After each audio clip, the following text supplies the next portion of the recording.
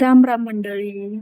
चला तर आजच्या माझ्या ब्लॉगमध्ये मी तुम्हाला बाळासाठी पौष्टिक लाडू बनवायला शिकवणार आहे. इकडे मी काजू, बदाम, मखाने आणि खजूर घेतलेले आहे आणि माझ्याकडे प्रीमियम मिक्स ब्रेकफास्टचे सीड्स आहेत. जे मिक्स आहेत. सीड्स खूप लाभदायक असतात. वेगवेगळे सीड्स येतात. तर आणि बाळासाठी खूप छान आहे. इकडे माझी तयारी झाली आहे लाडू बनवण्यासाठी. इकडे थोडेसे ह्याच्यामध्ये मी थोडं शेंगदाणे घेणार आहे. शेंगदाणे पाहू शकता. थोडेसे घ्यायचे. तुम्हाला हवे तेवढे घेऊ शकता. क्वांटिटी असं काही नाहीये. इकडे मी कढई गरम करायला ठेवले. पहिल्यांदा मी मखाने रोस्ट करून घेणार आहे.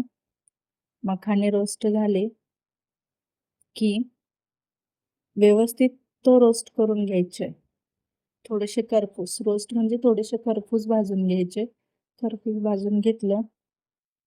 इकडे माझे मखाने रोस्ट करून झालेले आहेत. आता कढई गरम केली. त्याच्यामध्ये थोडंसं तूप टाकलं. नंतर बदाम आणि काजू चांगले तुपामध्ये परतून खरपूस असे भाजून घ्यायचे आहेत. छोट्या फ्लेमवर भाजलं तर उत्तम. खूप छान होतात. चांगलं खरपूस होईपर्यंत भाजायचं आहे. नंतर थोडे शेंगदाणे तुपामध्ये भाजून घ्यायचे.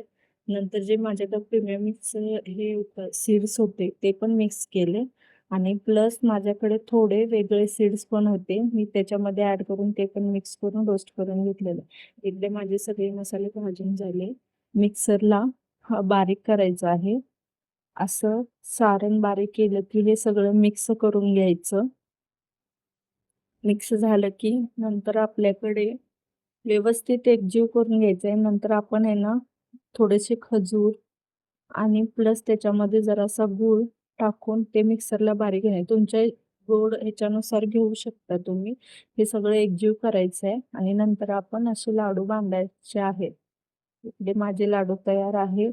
हे तुम्ही बाळासाठी देऊ शकता ब्रेकफास्टला वगैरे. इकडे बघा आमचं पिल्लू खाते. बाळांसाठी पौष्टिक आहेत आणि खूप छान आहेत. नक्की ट्राय करा.